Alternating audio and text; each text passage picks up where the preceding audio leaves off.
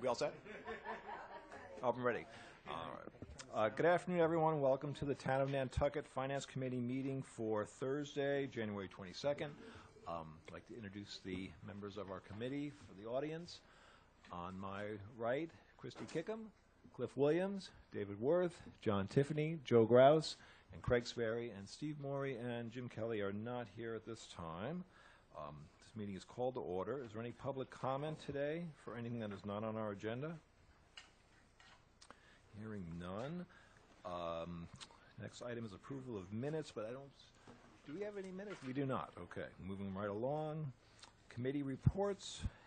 I do not have any. There is a audit committee meeting on next Tuesday, the 26th at 9 a.m., I believe, upstairs. There is a management letter to go over. And I'd also take the time to commend the finance department for the good news on the change in our rating. I don't know if Brian or you, Martin, would like to talk about that or not with us, but congratulations on the good job done. Okay. All right. Any other committee reports? All righty. Hearing none, we'll go ahead with the next item, which is a review of the Wannacomet and Sconset Water Enterprise Funds for fiscal year 2016 budgets. We do have that in our packet, and there was a presentation last night to the Board of Selectmen, as well as our later agenda items, sewer and solid waste. So I'd like to welcome at this time Mr. Gardner, and Ms. Holgate, and Ms. Slavitz, and Mr. Reinhardt. Thank you all for coming. And Bob, if you want to step up to the microphone and give us an intro, we much appreciate it.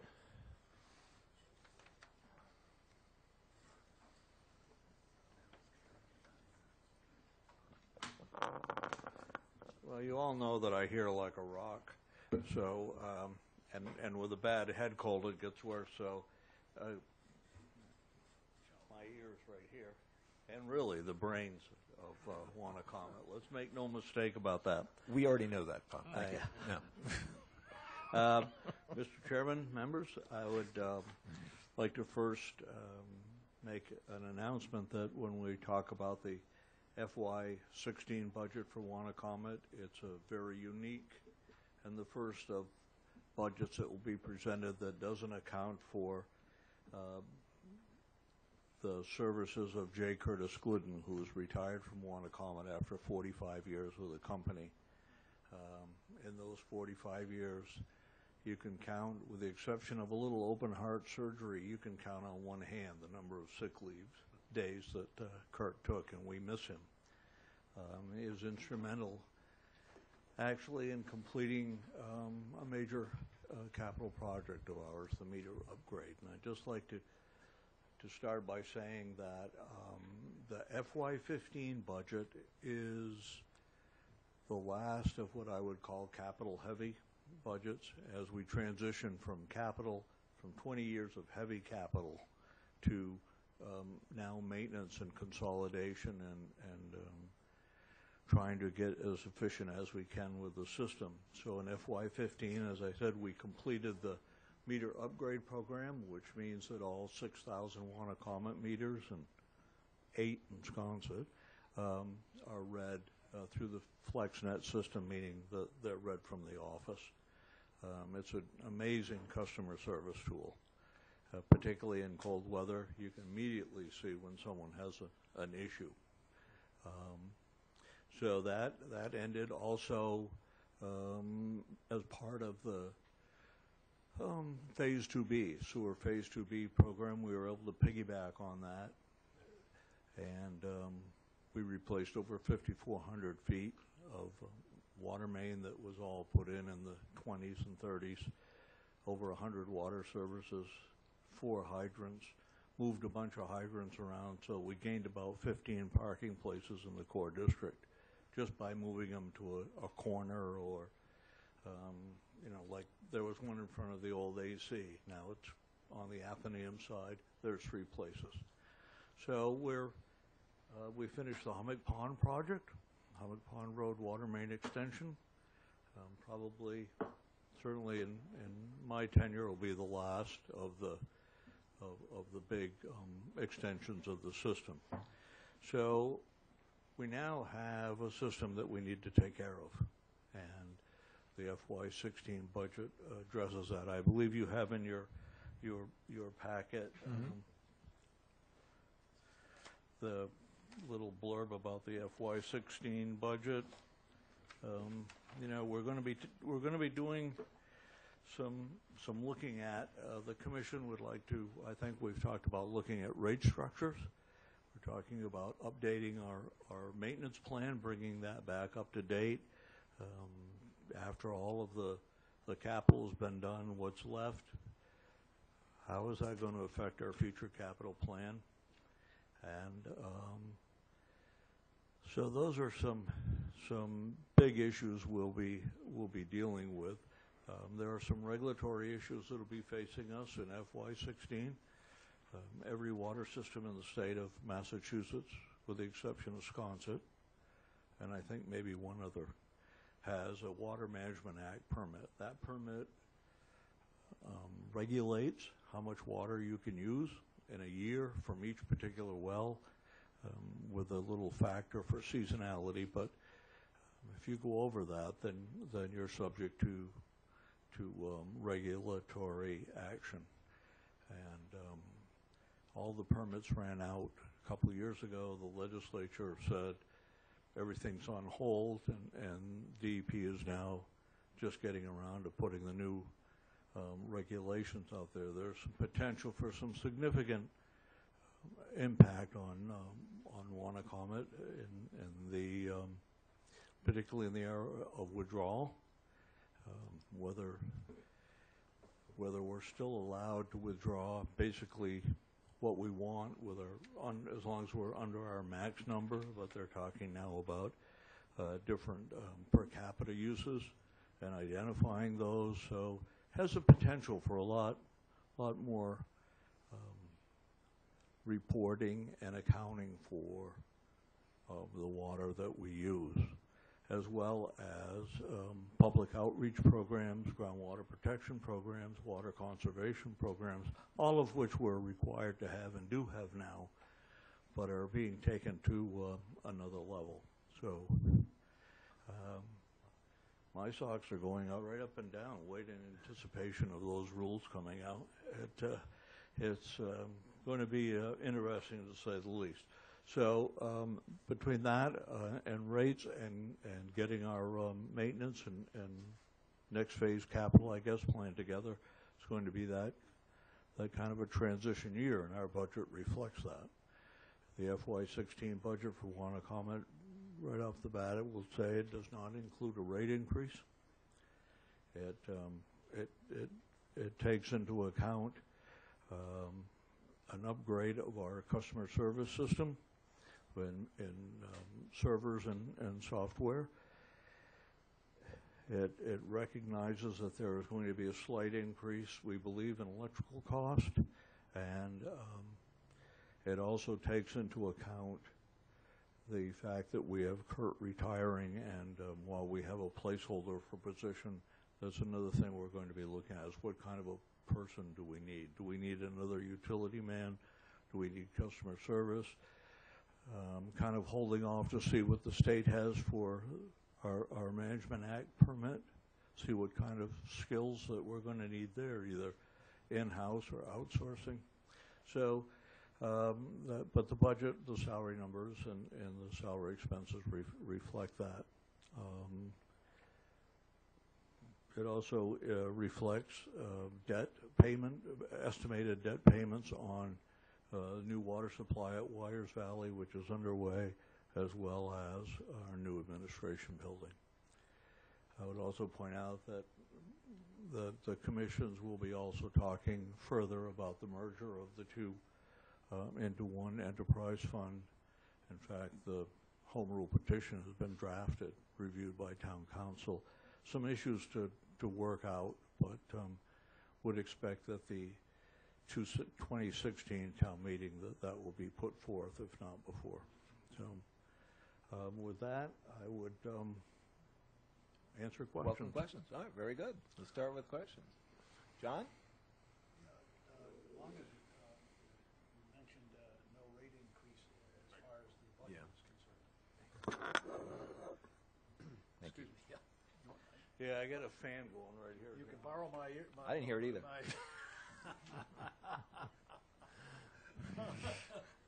Oh, okay, Bob. You said there, you said there's no rate increase built into these numbers.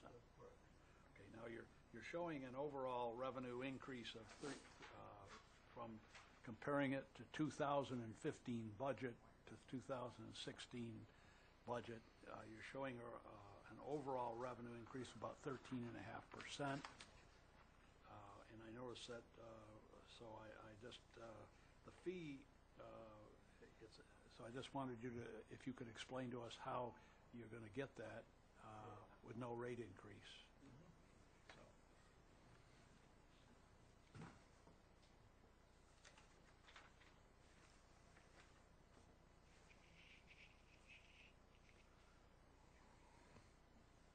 So. The revenues, as John said, we're showing about a 13% increase. There are several major revenue sources. Obviously, the biggest one is metered water sales and the service charge that goes with that. And I'm predicting that that FY 15 will end up at about $494.2 million in revenue, and we're looking at the last 3 years of increases, averages on metered water sales about 6%. So given the fact that we have substantially more customers in the Hummock Pond area, looking at the fact that there are 130 connections on the books that will probably be connected up before this fiscal year 16 starts, I'm projecting that it's going to be a good year for revenues. Now, the caveat is weather, and knowing that in actually this past summer was not an exceptional hot summer for sales. We didn't even need the Wyers Valley wells, but that's very unusual. So thinking we're going to get back to that with the new customers, and the demand for service just is not stopping. We have over 100 in the queue right now to connect into the system. The other factor that's going to boost up a revenue source we haven't seen for a while is fire sprinkler charges. The requirements to have sprinkler systems in building is much different than it's been in the past, and we're seeing more and more connections for fire service into the system. If you do about anything to a commercial building now, it seems like you need a sprinkler system. So all that combined, maybe we're a little optimistic, but we believe we'll hit it. Very good. Cliff. Considering the system that we just replaced was made with materials that were probably, I don't know, like I said, 100 years ago, whatever they use, clay or something. Now that we've replaced it with Schedule 40 plastic or whatever the material is, it takes 100 years for a plastic bottle to decay in the dump. What's the life expectancy of the pipes and all the infrastructure? Pipe should last. New pipe today should last 100 years. Okay. Yeah. We should have made it out of plastic bottles. Yeah. I mean, old pipe lasts 100 years. We still have pipe that people are being serviced that was put in 1882, and still, it's depreciated. No question about that. But 100 years should last. A water main should last 100 years. The problem is that the service lines and the valves, fire hydrants, if you get after 50 years, you're pushing it a little bit with those materials. Okay. So, and as you talk about the capacity of so many people want to hook up, I know we talk about the sewer all the time, about capacity. with the new infrastructure, what is our capacity? If we have so many people hooking up, obviously we don't anticipate running out of. Yeah, and that's really one of the numbers we have to get a real good handle on. I believe, based on the capacity that we have in storage now, based in the capacity that we have in pumping, that our capacity is up around 6 million gallons. 600 million gallons a year. The seasonality factor, Cliff, is really gets to be a real hard one to get a hold of, and we've had numerous discussions with Department of Conservation and Recreation. It's a weird system. DCR tells you how many people you have and how much water you can have. Then they give that to DEP and they tell you, they put it into your rules. So we've had considerable discussion with them about the population and the demand. Our permit now gives us a year-round population in the service area of 7,800 or 7,900 people, with out of a island population, a DCR population of 12.2. Now, they allow in the summer the seasonal factor, and for us it's 26,000. Well, we know we serve more than that. So what it really comes down to is gallons per person per day, and that's where it gets dicey, because we have so many irrigation systems, and that goes against your per capita per day. Now, the one benefit of the deduct meters is that it's giving us real hard data that we can go to the state with. We have 600 deduct meters? 600 deduct meters. So roughly 10% of the services have a deduct meter. You do a little extrapolation from that, and you can say to the state, look, this is, and they come back and say, well, you need to charge more for that. So that'll be a discussion we'll be having. But it's, we have, we're normally around 500 million gallons a year. I think we could go to 600 in a year without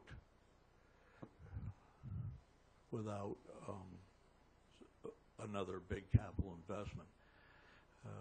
That's about all the system can hold.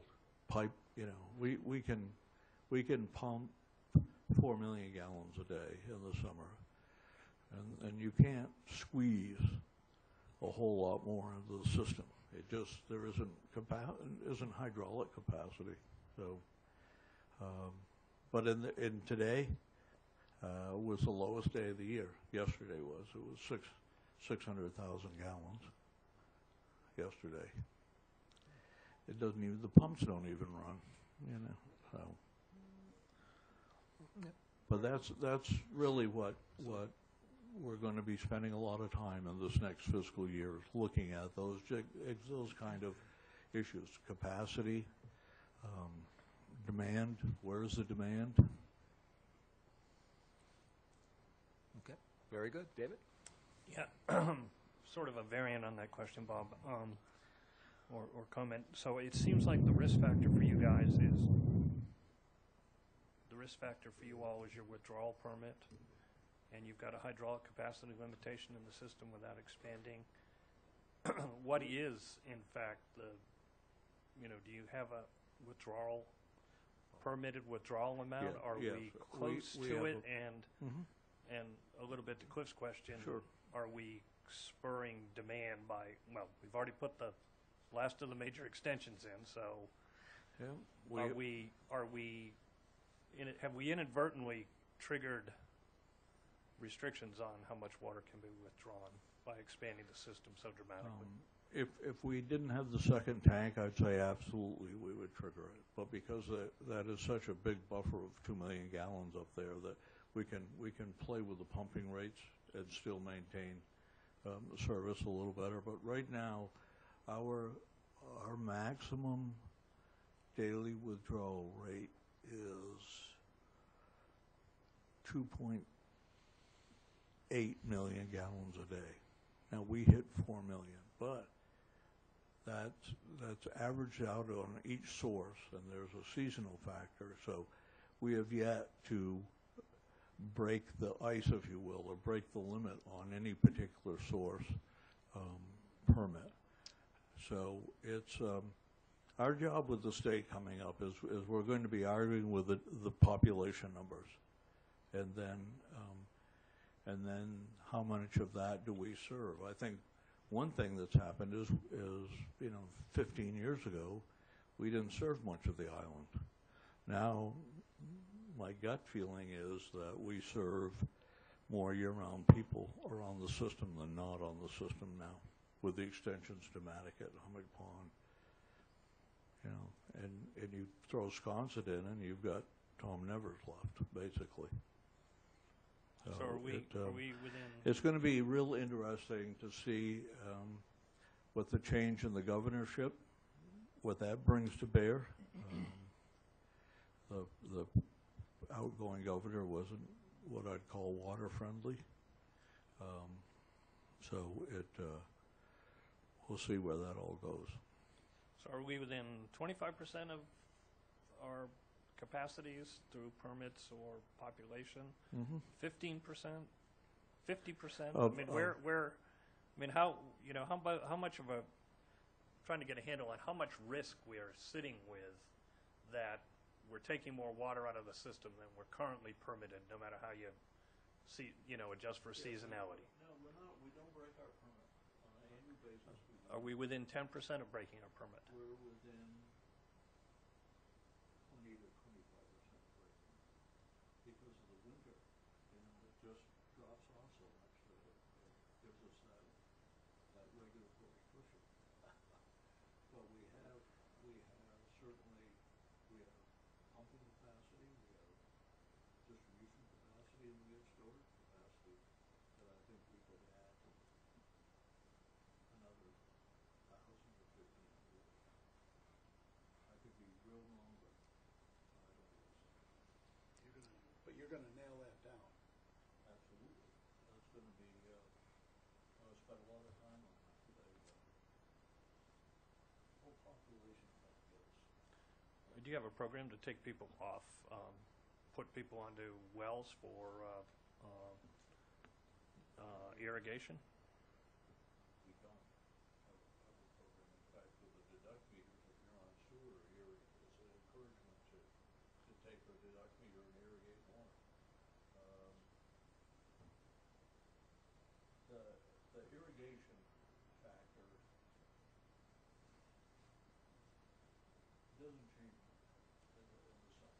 It doesn't. If we, as I said, this past summer was a cool summer, so we didn't have to use the Wise Valley well for thank God because it got a commission. But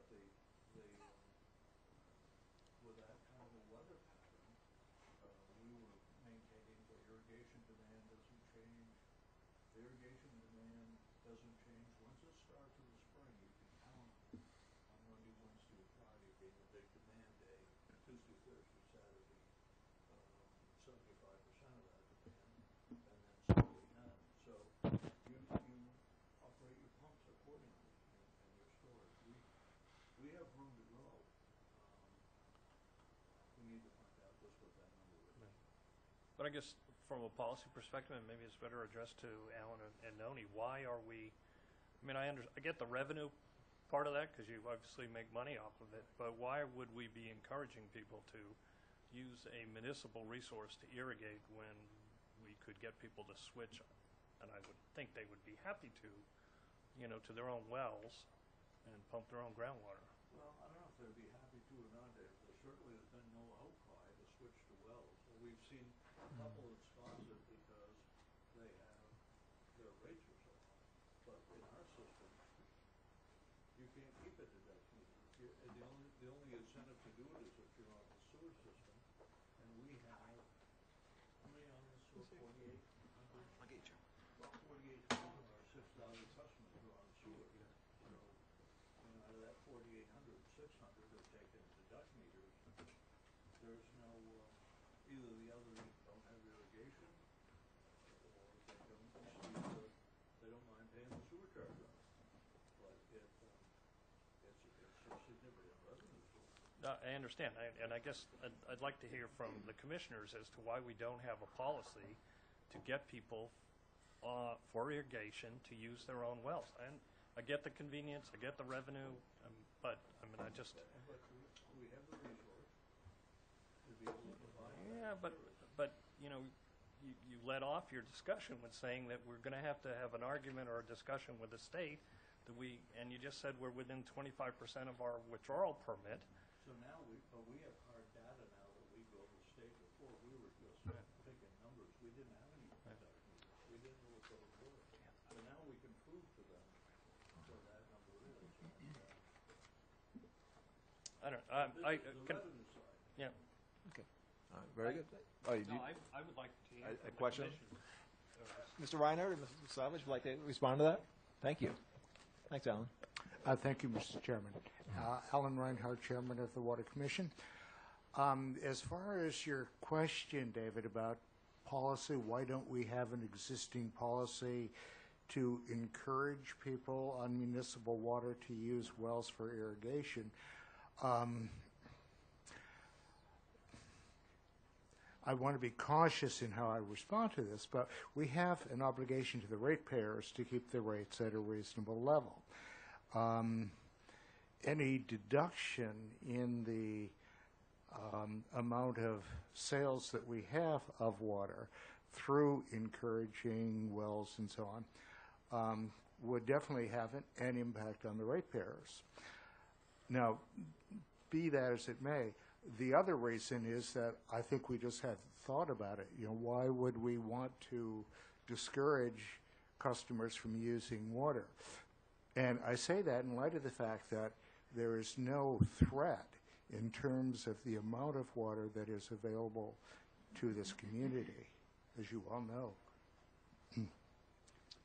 Yeah, although, and you know, I'm obviously not can't see how the DEP comes down on this, but Bob said, you know, they potentially will encourage rate increases as a way to force conservation. And so, I mean, so on the one hand, you know, we make the argument that we have a fiduciary responsibility to the ratepayers, but on the other hand, if we potentially bump up against some number on withdrawal, we have the state saying, well, we think you ought to raise your rates to. I mean, it's fundamentally to force conservation. And it's not something that you guys have to do, you know, right away, but it just strikes me that it just seems somewhat ludicrous that that we want the revenue for people to pump more of our resource, you know, just to irrigate their grounds. I think I didn't mean to create that impression that we are encouraging people to use our water for irrigation. Personally, if I had an irrigation system and I was on sewer and had the option of putting a well in and so on, it would be basically a financial decision. And we assume that the customers that come to us are capable of making those financial decisions, particularly if they have irrigation systems and, you know, all that sort of thing. Now, I would say that now that you've raised the question, this is something, frankly, I hadn't thought about, but I assure you that the Commission, probably at our very next meeting, will take this under consideration to determine whether or not this is something we should have a policy for. As I say, there has been no threat. We have not been under a threat of the state coming in and saying you've got to either increase the rates or this, that, or the other thing. But as we approach that, we all know that the development on this island has just exploded exponentially. I mean, in the last 30 years, and the pace seems to be increasing. Now, every square foot is being measured out and built upon, it seems.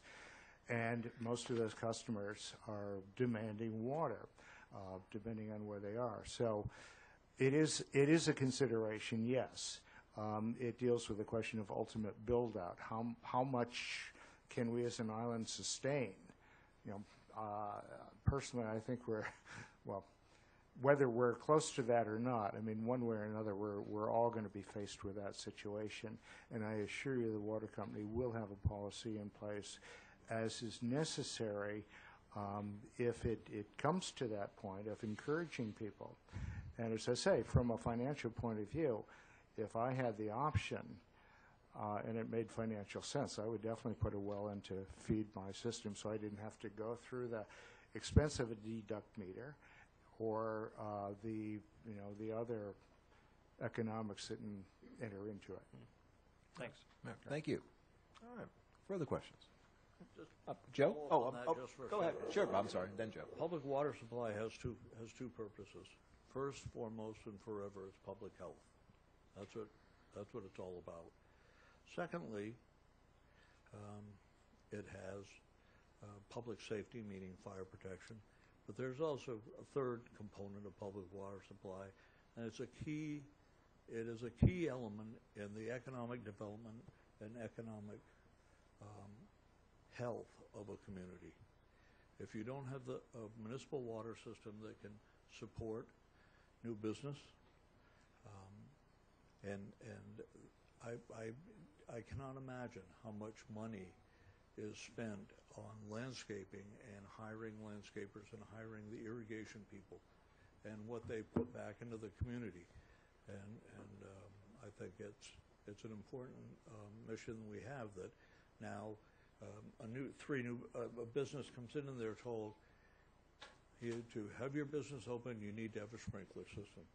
Go to the water company says, you can't do that. We don't have the capacity for that. And you don't get a business. So there are a lot of facets to this, and it's going to be an interesting discussion, certainly with the regulators and with the commission. Mm-hmm. All right, thank you. Joe? Sorry. Oh, sure. If you could mind come to the microphone. Yes, ma'am. I thought we were done. Sorry, Joe. No worries.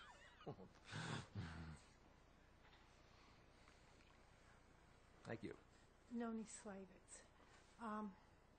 David, you seem to be concerned. Do you think 25% is an issue? I mean, Well, are you afraid that we won't have enough to do what we need to do, or we are going to be in some kind of trouble? Well, I'm, it's a little hard to sort of parse, where Bob was going with the DEP discussion. But as I followed along, there's a withdrawal permit. There's issues about population. There's potential for a mandatory rate increase to enforce conservation. I know we're not up against it, but we just put extended hummock pond. There is an awful lot of development that's going on, and increasingly, as people have water come by their house, they're going to be signing up. We have some hydraulic capacity, obviously, in the system, so there's some limit to how much we're going to be able to, to pump through the system. But I led off by asking what is the risk, and which was followed by if we're starting to get up to a point where it's prudent, or should be prudent on the part of the Water Commission to think about how can one conserve the resource so it's in fact available to the to you and I in our home, and we know who knows how much water runs through the meters and goes into somebody's yard. And Alan just said he would make an economic decision if he was on sewer and running it, and the corollary to that is charge more for the water that goes through an irrigation system and force people to make that decision, so that in fact we don't, that we stay well underneath our capacity numbers, that we don't have a risk, that we don't get involved with the DEP. That's all, where I'm going with this. And while I know there's plenty of water here, I also remember not all that long ago when 1 million gallons a day pumped was a big day. And what was the number that you said, Bob, that we reached in? 4. He wants to know what was our highest pump day? Your capacity. 4 million. Yeah, I mean, 20,000. the demand is increasing pretty dramatically. 2 years ago, 11 days over 4 million. Yeah, so, But also the population is increasing here in summer as well as the winter. I understood, Okay. and that's why But I think we just are asked. working hand in hand with the DEP very closely to be sure that our people, our island, our product is protected and that there is enough, which is why we've had this huge capital thing with the putting in the new standpipe. And even the flex meters that immediately tell us if somebody's got a broken pipe because they're running so much water, it's jumping up and down on the alarm. So I think we are working at that. I'm not questioning And- how hard the commission's working. I'm just No, raising the I'm just question saying, about, it's not how hard, it's the directions we're working. and I just raised the Okay. question about irrigation as being a major part of the water use, and had you thought about it? And If we would need to, we could stop it, just simply say, no watering, which we can do with the water company irrigation systems, but not with the well systems. Well, certainly it's a topic for thought, and I'm sure your job as commissioners, you will investigate this and come up with recommendations. Great. Absolutely. Are you all set with that now? Just a No, one more? one This is it, because I'm getting, we're moving on. This is it, Bob. Humorous night. Mr. Browse has been waiting you see patiently. how This many- is it. How much people really like their irrigation. If you'll recall, we had some pump issues during those 4 million days. And we asked people to restrict their watering. Kind of like talking to the wind, but the maximum amount of fine that can be done by the commission by charter is $100. A gentleman walked into the office and said, I just put a new system in. I just put $250,000 into my lawn. How much is the fine? It's $100 a day. Here's 3 weeks worth. And here's a check for $2,100. That's kind of what you're Up against. We deposited, We're of sensitive. course, but there's no question that irrigation needs to be addressed. Either the state will make us, but I believe the commission, as Alan said, and you heard Noni, that we will be taking a look at that and the whole rate structure. And let me just say that anecdote makes my case, which is, if you're only going to get $100 and somebody's put a $250,000 system in, make them go on a well. I think this may be a topic that needs to be. I'm sorry. No apology. No, it's actually I'm fascinated with it. Just for time detail. I think you have given the water commissioners something to think about and discuss. Absolutely. I think that's fair to say, and Yeah, so and I'm absolutely. sure you will. Yeah. Okay. Good, Mr. Grouse. Just a couple of questions on the pension contribution and sort of the pension benefits available to the employees of the water company. Correct. Are the employees of the water company a separate group in terms of pension benefits from No. other town employees? So you're just 11 or whatever plus retirees out of the That's whole town correct. complement? Yep. Okay. Yep, we're part of Barnstable County. Yep. All right, and so your budget has a $210,000 amount contribution to the Barnstable County Retirement Plan for fiscal 2016, kind of in line with what you've been doing for several years. My question then is, if you're part of the whole thing, this unfunded pension liability that I read about in the paper, don't know the number, are your employees or the town, is that still an issue for Wanacommet Water employees, or are your employees sort of better covered because you're making a contribution to the retirement plan?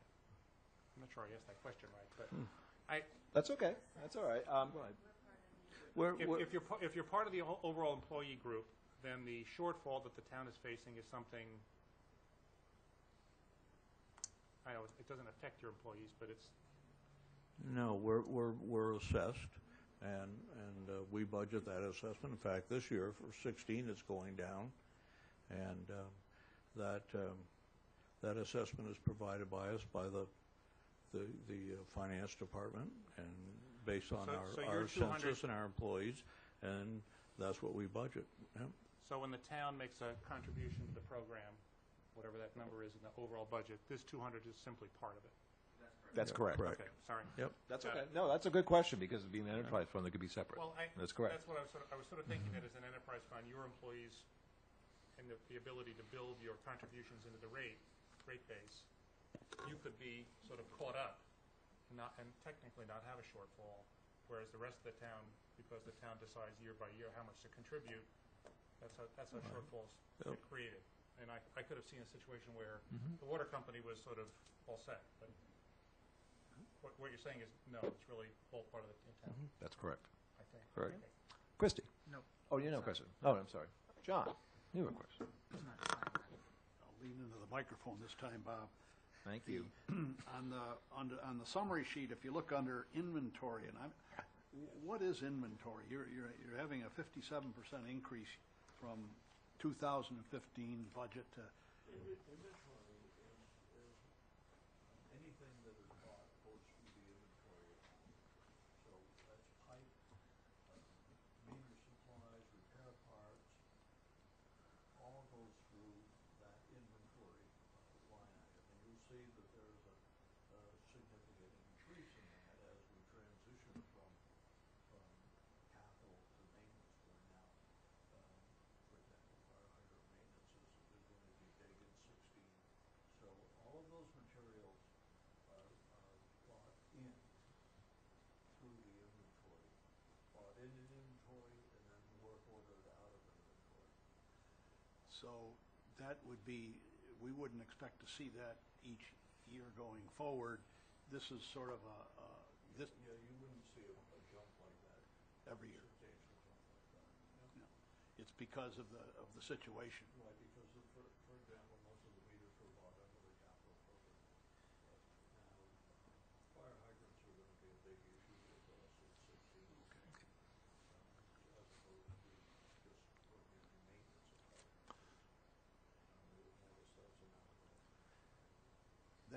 That's the reason why the repair and maintenance is also up there, the same thing, 49% increase year to year. If you look in repair and maintenance, probably the biggest item in that is our computer servers are going through that. And how long has it been since it upgraded the billing?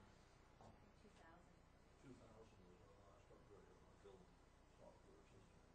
Our company is not going to support it anymore. So the way that the computer works is that IT buys those, tells us what they're going to be, and then we put that on an outlet. So once again, that's a big jump for a single year because of computer servers.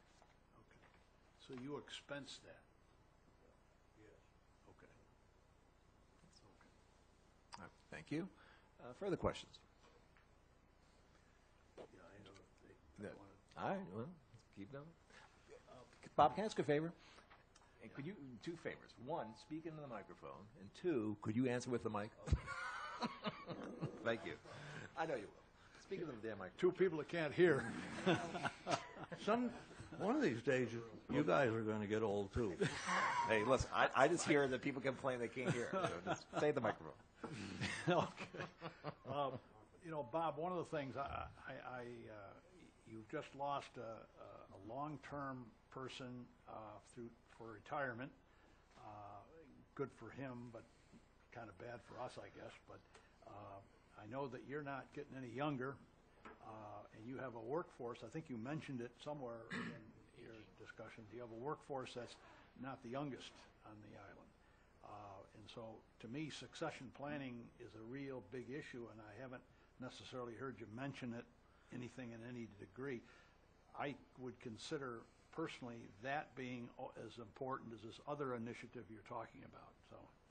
No, there's absolutely no question, and quite frankly, if we hadn't been detoured by some other projects that came along we would have been further down that road now, John. It's the self-assessment of Wanacom, succession.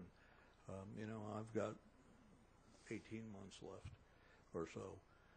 We have 2 employees. The operations manager is pushing 60, and he's been there 36 years. Another utility man's been there 36 years. So there's a lot of institutional knowledge there that we're going to lose, and we've got to make sure that we're in a position to have the right people to fill those slots. We're not going to absolutely jump right out, and you won't see an advertisement for a utility man, which is what Kurt Glidden was. That's not going to happen until we take a real hard look at what our customers expect from us, what kind of services we're going to have to provide, what kind of technical nature. Just found out this week that we outsource our cross-connection control device testing, mandatory state program. And it was more efficient to outsource that. Well, there aren't that many people that do it, and the guy that came here just packed it in. So we're going to have to make a decision. Do we get that talent on board, or do we go look to outsource that again? So you're right, John. It's probably the most important decision that the commission is going to have to deal with, in my opinion. And we've looked at other utilities and how they've gone about that. It's to me, it is no question the most important decision the commission will make. Okay, very good. Thank you. Further questions? Oh, Craig. Bob, and this might be a question for Kara too. It's my understanding when the bills go out, it's the water charge and the sewer charge. Correct. On the water bill. Mm-hmm. And there was an issue a couple years ago where there were quite a few people that were not being charged for their sewer. Correct. I'm assuming that's all been taken care of, and all those accounts are now, if not up to date, they're on the books. Yep, we've put a lot of time and effort into that in a short burst, and we believe that we have accomplished 2 things. We've picked up people that were on the sewer, some for a number of years, and everyone that's on the sewer now is being billed. And I've also tightened up the process that will close that gap up. Yep, I think. And I guess I'll just add, I think it's also, was an exercise in enhanced communication between your departments. Absolutely. And so I want to commend you on that. So. That's improved 1,000%. Yep. Okay. Further questions? Okay. If you want to move on to Sconset.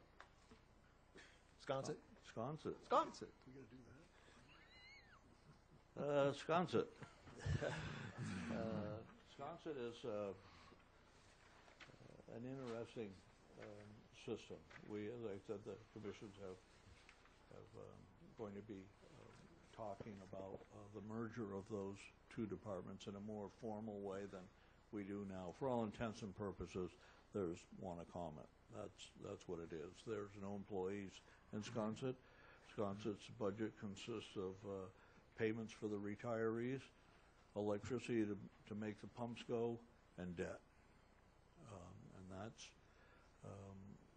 they have just completed their last capital project, which was the rehabilitation of the pump station, which we all sleep a lot better now because we now have 2 very reliable wells, backup system, emergency chlorination.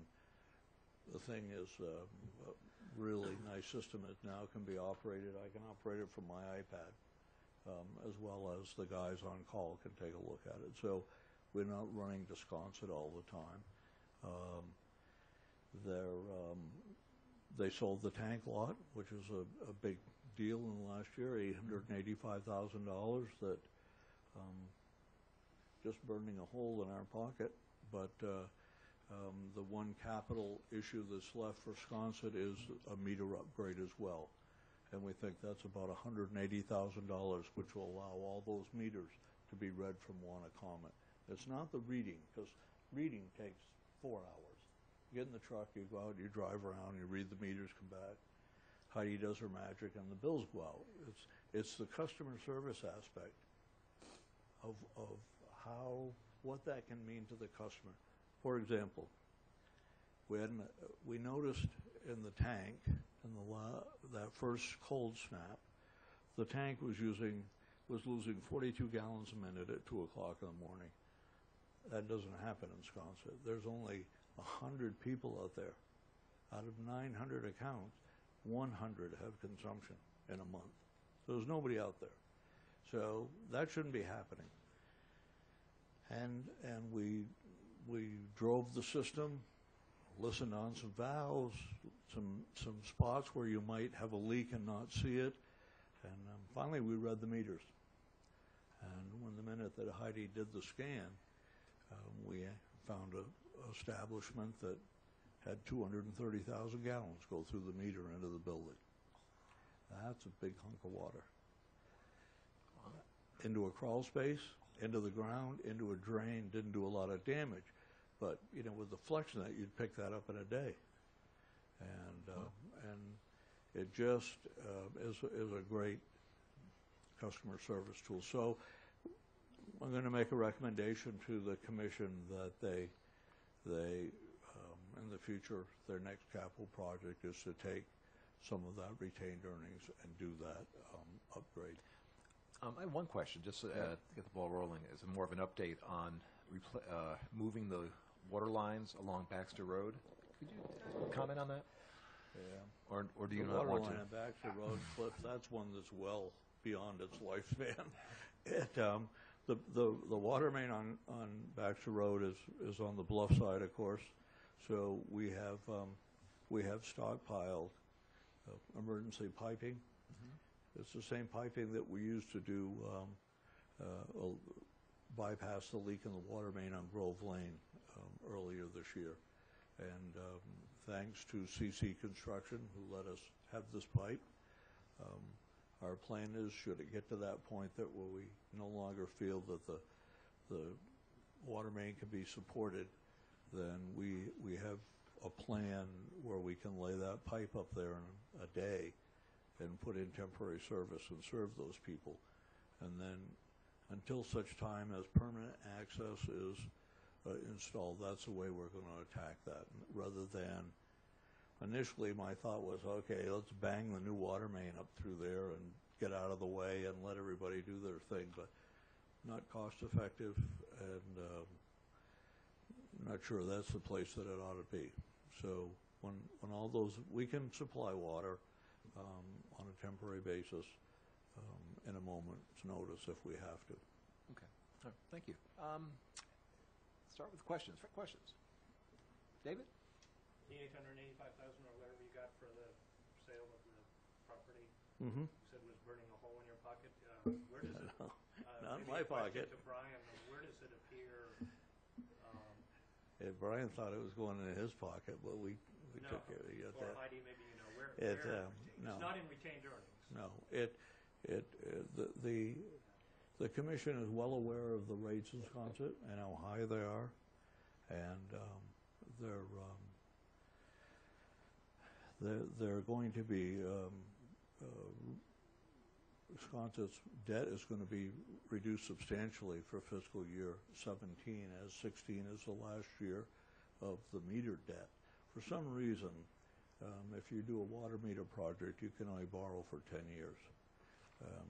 Never understood that very well, but so for 10 years, it was a big nut for them, and fiscal year 16 is the last year. So the intent, the commission, is to do whatever it takes if they have to use that for rate stabilization. But I do think that being able to manage the system better by the meter upgrade is well worth the investment. So you would use some of the money for the meter upgrade? Pardon me, David? You would use some of the money for the meter upgrade? I would. It would be $180,000 is what we estimate. And the rates in Sconset are higher than And the rate in Sconset is probably the highest in the state. okay. All right. Thank you. Further questions? 900 people. What do you think about it? Okay. John? One quick question, because we've always had the Mike? We've always had the discrepancy, I don't call it, I guess discrepancy is the wrong word. We've always had a difference between the Wannacomet rates and the Wisconsin rates, which are fairly substantial. As we bring the two companies together, I assume that you're going to keep those rates separate. I was sort of thinking it might go the other way. Ultimately, I believe, and I'm not going to speak for the commission, but from a managerial point of view, I think ultimately the goal would be to have a single rate. Would be to have a single rate. But there's no question that were they to merge right now and you do a combined budget, that the Sconset people would get the benefit of that. I mean, they're 900 accounts, and with you bring all that debt in, and part of what I'm going to do for the two commissions is just do that, taking the FY16 budgets, put them all together, and see what a single rate would have to be to support that. There's a lot of history here that goes back a long time, and a lot of their personalities, and I know, that's why I asked. yeah, it's when you think that in 2005, the average rate in Sconset for all you wanted was $111 a year. All the water you wanted. And there were a number of people paying $56 and $12 a year. It's come back, you know, pay me now, pay me later kind of thing. But that's what's happened. It's you can't keep running a system like that for 50 years and not expect to catch up to you. Thank you. Any other questions? Well, Robert, very informative as always. Thank you very much. Thank you for your interest. Okay, and thank you, commission members, too, for coming.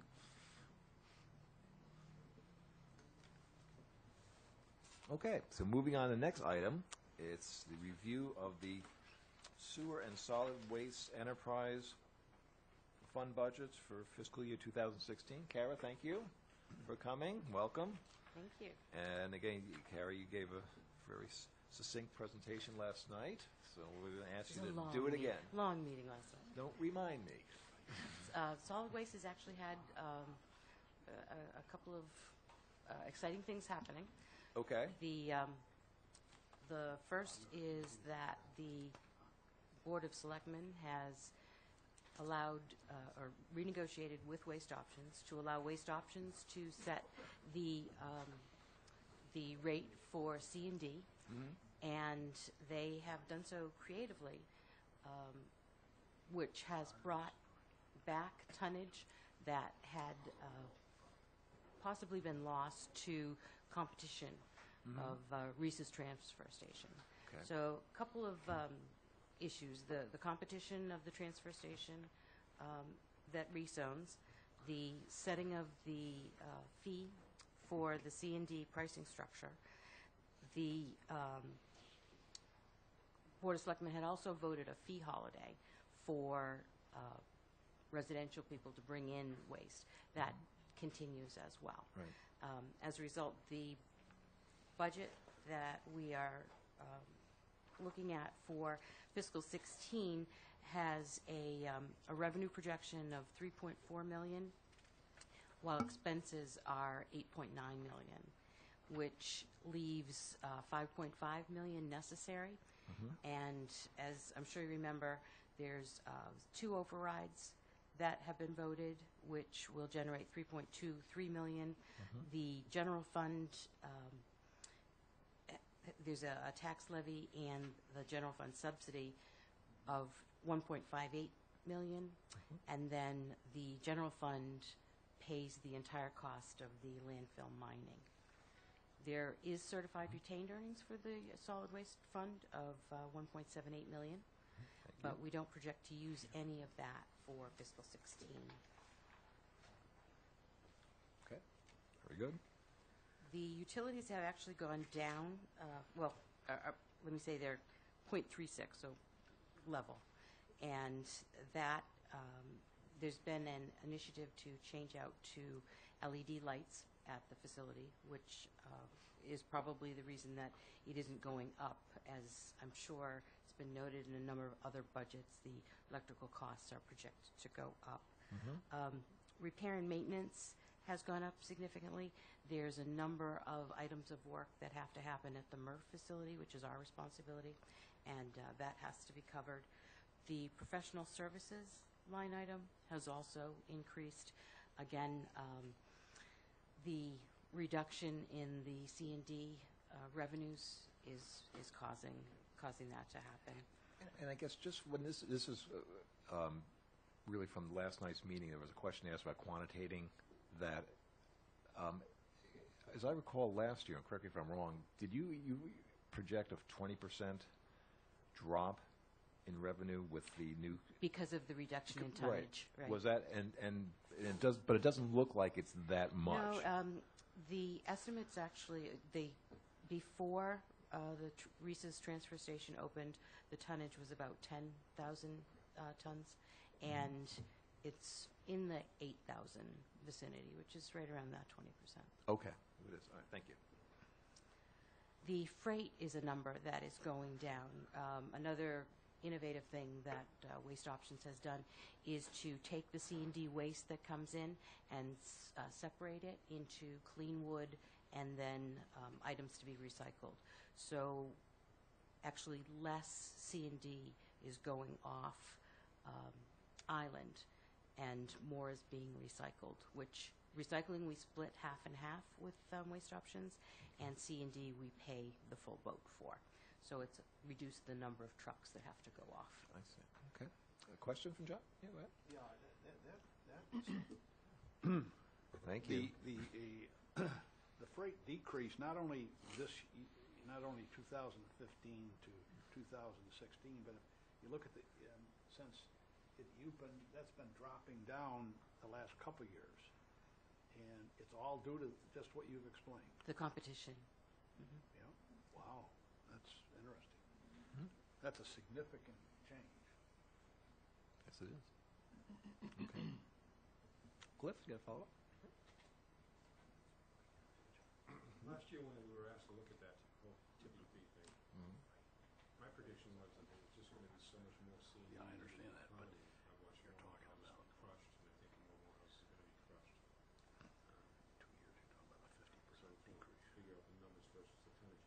So we have received less tonnage. I know during the recession, obviously everybody reserved less tonnage, Right. but now I thought the scale for the tonnage was actually trending up anyhow. I think in total it probably is. I don't know what the tonnages are at Reese's facility. When I started here 3 years ago, it was 10,000 tons, and then Toscana started to do some shipping off on their own barge. Then Reese's opened up. Toscana is actually going to the landfill now. So there's a number of moving pieces that are in play. I think the combination of Reese's transfer station, Toscana going back to Waste Options, the increase in tonnage due to the economy, where we have the 8,000 tons, I'm sure Reese has got more than 2,000 tons. So I think the increase because of the economy is probably showing up at his facility. Okay. All right. Moving on.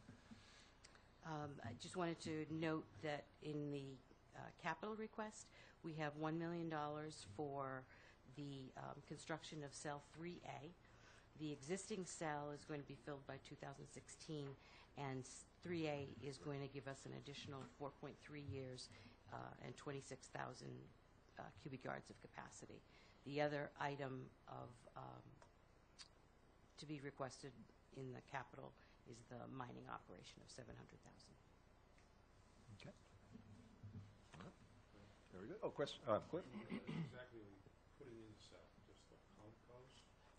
No, the compost goes to the top for cover. What's going into the cells is the the waste that cannot be recycled, the plastic bags. It's the baled remainder from the digester. Plastic bags. The metal, the plastic, glass, all of that is being recycled. The bales are what's going into the landfill cells. Joe? On the mining operation, Kara, the $700,000, that allows a certain amount of additional mining for the next year. Is that, I can't remember what I've read, does that produce a revenue for the for the town? Is there They're required. benefit that comes out of that? They're required to mine 100,000 cubic yards per year, and if they mine less, we reduce the cost. If they mine more, then obviously it's a little bit more.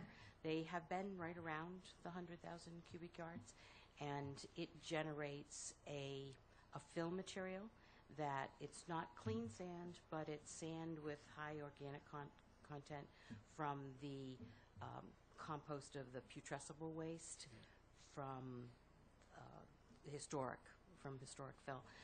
They are taking out metal, plastic, and glass, and then the remainder is the sand cover material that was used historically, that is infused with the organic matter from the decomposition. Right. So, but there is a net revenue that comes from the recycling materials. You separate it and get it off the island, but there isn't a. We do split the recycling Oh, you do? revenues half and half to the town, half to Waste Options. It's not a lot. And I guess, is there a, how am I going to ask this? On the mining part, I remember at one time there was a 5-year plan. Is there a number of years that? They've completed 5 years, Okay. and we're in the first year of a second 5-year Okay. program, All right. and the entire program is 10 years. Okay. And at the end of 10 years, what are your goals and what are your expectations? Originally, the landfill was 20-some-odd acres, and of square area, cubic height. Something. Oh, okay. And it's going to be down to 14 acres is being mined. Oh. So there is a small remainder. Okay. All right. Thank you. All right. Any other questions on mining? Kristen? Kara, just a question. There's a tremendous amount of off-island businesses doing business on the island, and whenever I'm at the landfill, I see trucks that don't look like they're from on island backing up to the dumpster and dropping off stuff. And how do we? They're not paying taxes in this community. So, is there some way to force them to get an account and have to go over the scale? Revenue-wise, there's the charges that are made to the commercial property owners on the island. In terms of charging people coming in, it's basically per ton over the scale. Okay, but they're not. They're putting it into the free dumpster. If they're disposing of household waste or recyclables, then yes, they're contributing to what goes into the digester and then what we recycle. All right. There's no way to recover some of that cost from. They're not. If they're not paying into the system, but we're having to process their material. That's true. Yeah, unless there was charges made to individuals for dumping, I think that's the only way that we could catch that waste stream. So we're just gotta suck it up. So that's a cost on the taxpayer, in essence. Okay. I have another question. Oh, no, sure, go ahead. Cliff just whispered to me when you were talking about the bales that you're gonna. He whispered to me to just ship it. So I'll ask the question: Is there a comparison that's cost effective for us to process in putting it in the cell as opposed to just shipping it off and getting out of our hands? We periodically have our consultant do the run down the numbers for us, and he actually just finished it last week. It is still more cost effective to dispose of the waste in our present process than it is to ship it off. He is also investigating the possibility of taking all of the bales that we have and excavating them and doing some form of gasification. So that's another option that may be out there in the future sometime. Oh, God. John? Kara, I noticed that if you look on your budget, the increase to, over 2015 budget for waste options was about 23%.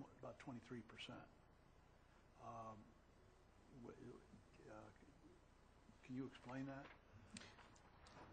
Under the new agreement, by them being able to reduce the C&D fee, it also changes the percentages that we get from them, and also they get.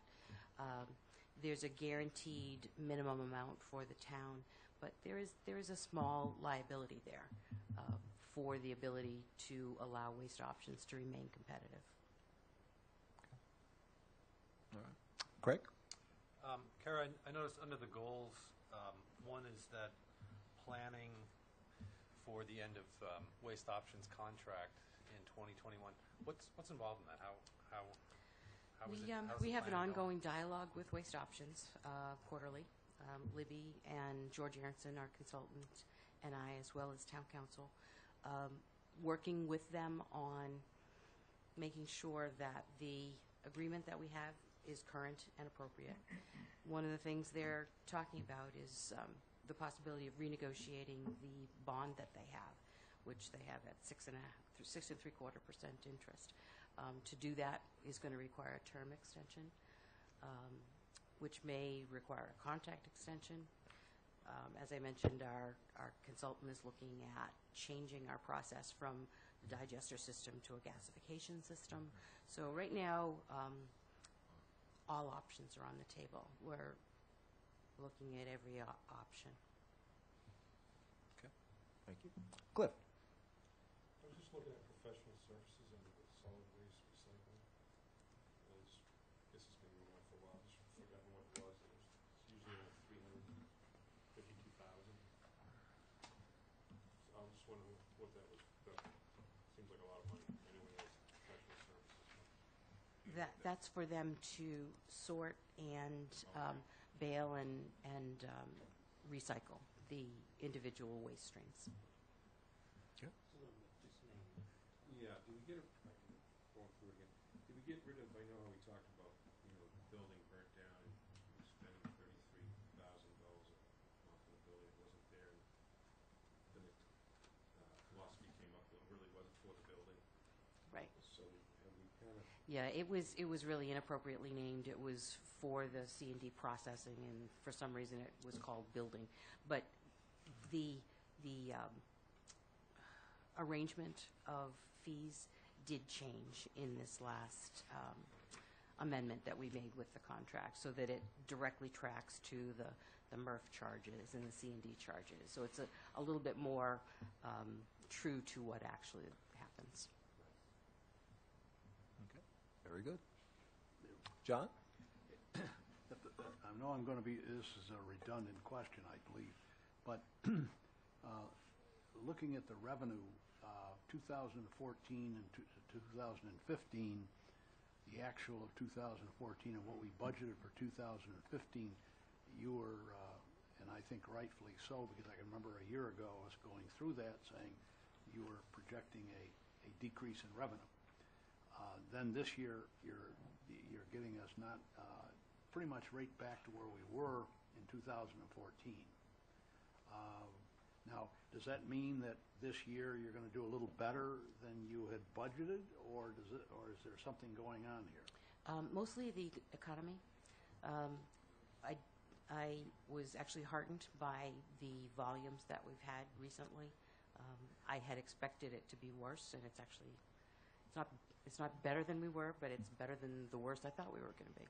So the 2015 actual is probably going to be higher than what you're budgeting then? Yes. Yeah. Yes. Okay. Further questions? Christie? Kara, under priorities, what exactly are you doing to ensure that Waste Options is running properly? well, I think we're doing a good job. I mean, we have a lot of it says under priorities, continue Oh. to ensure the landfill is running properly. So is there It's there an ongoing sort of It's the meeting? quarterly discussions that were instituted that we had not had before. We actually have pretty good relationship with the staff. There's a lot of interaction between the scale house and the office. It's more of better communications than anything else. I know when I first started, it was us versus them, and I try to make it more us so that when they have a question, they don't make a decision without asking us first. That's good. Very good. All right. Anything else? All right. Very good. Well, I think we can move on to sewer. Going once, twice. Okay. Moving on to sewer. Sewer-wise, the biggest accomplishment is the end of digging up downtown. It has been completed. Let's get those cobblestones back. We actually do have some paving that has to finish on Broad Street and Whalers Lane. We did not do those because of the ongoing projects. We didn't want to put down brand-new pavement and then have heavy trucks driving all over them. Sure. So those two do still need to be paved, but everything else is completed. The other big item is the comprehensive wastewater management plan. I know David is part of that. Has been completed, and the capital program developed and proposed. We have a long way to go in terms of financing for that, making some pretty tough decisions. They're big costs, $239 million over 20 years. Everybody okay? I know we know it's a big I think number. our finance director just He didn't know about that. Did you first word? No. Yes, I know you had a meeting last week, and David did fill us in on that. So we're a little bit up to snuff on that one, and good luck going forward. Yes, I think it's going to take a Herculean effort to get the communication out there and try to find something that's going to work for everybody.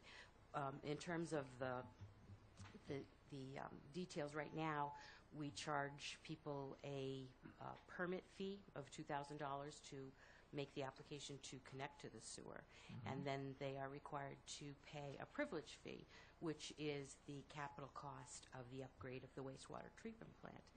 This entire capital program anticipates a betterment on top of that for the installation of the pipes.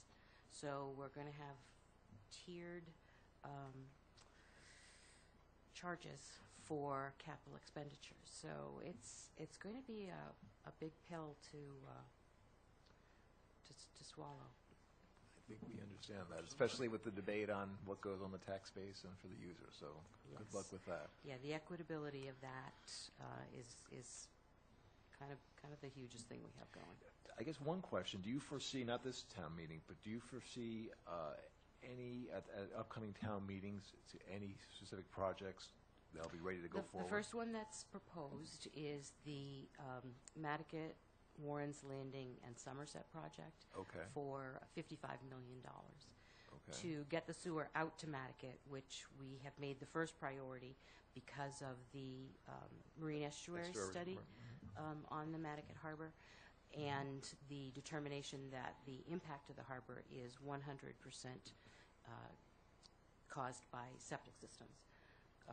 So addressing that area first, Somerset goes first for I think it's $15 million, and then the $40 million is the Nantucket Warren's Landing, and of all the projects, that's the largest cost because it's got the highest number of locations properties that it's going to be serving. The Monomoy-Shimo area and town, the remainder of the town area, is also governed by the marine estuaries study for the harbor, but that's not 100% septic. That's septic plus stormwater plus just movement of the ocean in and out of the harbor. And with the jetties project going on, the first step is to see what kind of renovation do we get of the harbor water quality just from the increased flushing that's going to happen from the raising of the jetties. So that's still a little ways away then, to determine. Yeah. Oh, okay, this is And interesting. the Natural Resources Department actually had a meeting that they made a presentation to the Board of Selectmen a couple weeks ago that I thought was really, really interesting in terms of keeping abreast of the water quality in these areas so that we can actually track what the improvements are with all of these capital expenditures. I think we have to be able to show to people that the money that's being spent is actually creating improvements. We could talk about capital. Would you like, before taking more questions, would you like to finish giving an overview, or is it okay if we No, ask as we go? that's along? fine, yeah. Okay, John, you can go ahead. Yeah. In the budget, is there a rate increase built into the budget? Not in this budget. Okay, so therefore, since it is a balanced budget, and there's no rate increase built into it, that there's probably not going to be a rate increase. Not for 16, but Brian and I are going to be looking forward. To be conservative, we've been using flows from 14, but as Bob mentioned, he expects that water flows will increase. But conservatively, in making the calculations, we've assumed a level flow. And I'm assuming this year we're going to, 2016, meaning this year, the capital is about $9,150,000, which is a little higher than it's been. I assume that debt service is not in this budget. It's going to be in a future budget. Yes. Typically, when we do a capital program, we don't go to final bonding for a year or two. We do a couple of short-term bond anticipation notes before we go to final bond. Okay. And yeah, while we're on that project, and I may be showing my ignorance, so I'll apologize. That will go out to bonding, so that be paid by the enterprise fund, which we paid on the tax base? No. Is that the Rate. users, the ratepayers? The rate.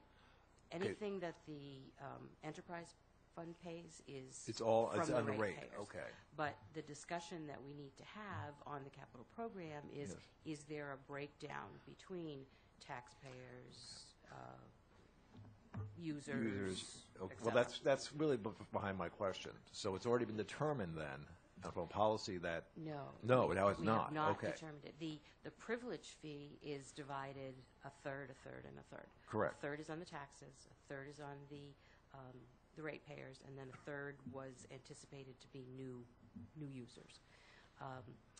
What we've discussed at the sewer planning work group is that, number one, the new users didn't materialize. Right. Number two, the privilege fee addresses the treatment plant, which is everybody. Everybody that is tributary to the treatment plant, as well as people who have septic systems who have them pumped and goes to the treatment plant. And by creating the sewer, improving the water quality for everyone. This capital program that we're talking about from the CWMP is pipe extensions for specific areas. So it does improve the water quality, that's why we're doing it, but it doesn't have the same, the third kind of breaks down. Okay. It almost needs to be half-half. So that's what we have started to discuss. To go that way. And then the upgrades to the existing Surfside plant, that'll be borne by the ratepayers? Yes, I expect that will be the enterprise fund. Very good. Okay, thank you. But also in terms of the capital plan, we had two other items, $250,000 for the Baxter Road sewer design. Right. And then $100,000 that's actually shown in the operating budget for the upgrade of the Surfside sewer pump station. Okay. Christie? Kara, what are you predicting with the increase in the overtime? It seems like Very quite high. a jump. Yeah. I have to actually compliment David Gray, the new chief operator. He has done an amazing job of getting a lot of things that had been left out hanging and not repaired. He's done a really good job of getting a lot of that stuff done. as well as improvements to the SCADA system and so forth. We have implemented an on-call where one individual carries the call phone for the week, and that has increased our overtime amounts. They get significant numbers of calls, especially in season for clearing sewer lines. It's significantly less than it used to be, but they do have to go out and clear lines where roots have taken hold, and it's part of the nature of a system that's flat and shallow like ours is. Okay, so it's almost it's almost like a structure that they know it's gonna be up to that point, that high, somewhat. It Yeah. just seems like it's hard to predict the overtime. I know you got to give a number to some extent, Mhm. but it was 40,000 the year before, but it's just quite a jump. Yes. Is it this a new sort of plan to sort of deal Well, with? the taking care of the sewer lines has just transferred from the highway division to the sewer division. Typically, the state prefers that the people who take care of the sewer system be knowledgeable or have the collection system licenses and that kind of thing. So we've kind of migrated that to sewer, where it was once shared by the highway division as well. Can I ask if we were satisfying, clearing the lines with the previous number? Were we deficient in providing service to clearing lines and doing what we needed to do to where overtime was a lot less than it is budgeted? I wouldn't say deficient. I would say that with the volume of flows that we have had, especially over this last summer, which were very high, that we have situations developing where they weren't before. Okay? All right. Very good. Cliff? Unrelated question to the budget, but seeing you becoming an expert in sewer. Just like in Boston, where they treat the sewer and then they dug that great big underground tunnel and they dump it out in Cape Cod Bay. Is that an option one day, do you think, for this town, where instead of having all these sewer beds and everything? We actually had that discussion with our consultant. Under the marine protection ocean outfall plan, ocean outfalls are not allowed. Boston preceded that so that they were grandfathered. But technically, under the, I believe it's a state act, it's ocean outfalls are not allowed. But Falmouth is looking to do it. Chatham is looking to do it. One of the discussions in the comprehensive wastewater management plan is what hoops have to be jumped through to get an ocean outfall. Right now, our coastline at the filter beds seems relatively stable, but everybody knows that can go away in a moment's notice. And before the upgrade, there was a lot of open space there. But as part of the upgrade to the plant, a lot of the land surrounding the plant has been conservation restriction has been put on it. So the land that might have been available for more filter beds is no longer there. Pretty much what we have is what we have. So 20 years from now, I don't think it's going to be a surprise to anyone if we're looking for an ocean outfall. But it may take that long to get it permitted. Wow.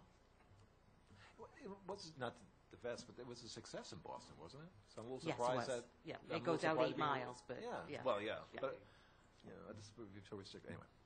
Questions? Joe. Sort of a similar question as I asked Bob on the pension contribution in the one of the expense statements there. It sort of goes up and down for the sewer. Is that sort of a residual? You set up your budget and then you contribute what you can, or how does it? No, the same as the water enterprise funds. All of the enterprise funds have to pay their own insurances as well as retirement. So the line items that you see in the enterprise funds are different from the ones that you see in the police department, the fire department, the DPW, because that's all covered under the general fund. So you'll see things like Medicare and retirement, building insurances, that kind of thing. The medical, Medicare, Barnstable. What I was just sort of again is curiosity. Fiscal 12, it was 117,000. Fiscal 13, 230,000. 14, 140,000. So it just sort of was. It's just going based up or on down. changes in personnel. So literally, okay. So This there's like is a factor per employee or something. the enterprise funds portion of our assessment from Barnstable County for our current year's obligation. Okay. All right, very good. Greg? Kara, I noticed with the sewer and with the solid waste that electricity is basically being funded the same from last year to this year, and we've heard about National Grid having pretty significant increases. You don't feel that there was a need to bump that? Again, I have to give credit to the wastewater treatment plant operators. Couple things. They've reduced their chemical usage. They've reduced the volume of sludge to go to the landfill based on working with the equipment that we have, searching out additional polymers that have created smaller volumes. They've had all of the lights at the facilities changed out, and as part of the CWMP, we had a energy evaluation done, and David Gray has been working with National Grid, and there's a very real possibility that they will fund the entire proposed upgrades for the energy study, which is $500,000. So yeah, they've been very proactive and quite successful. Yeah, good. Thank you. Any other questions? Okay. Well, very good. Clara, thank you very much. Next year. More, yeah, very nice presentation. It looks like the budget is where it is expected to be. So, very good. Next item on our agenda, which is not on the printed copy, is a continued discussion of the Finance Subcommittee. I did send an email out this morning just to give you, apprise you of the updates from last night. And to repeat again, the Board of Selectmen did dissolve the existing Personnel Compensation Committee and will